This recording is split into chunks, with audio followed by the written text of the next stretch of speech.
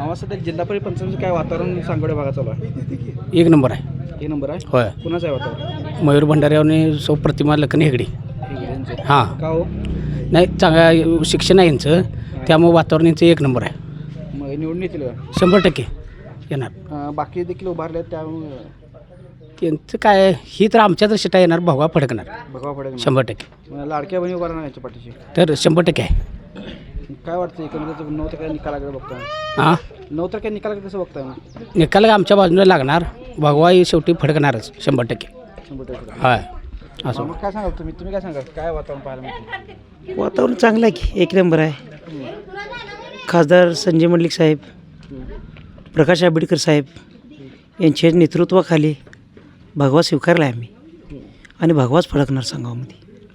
मंडलिक साहेबांच्या माध्यमातून आता सध्या उमेदवार देण्यात आले. मंडलिक साहेबांचं कशा प्रकारे काम भागात पाहायला मिळते?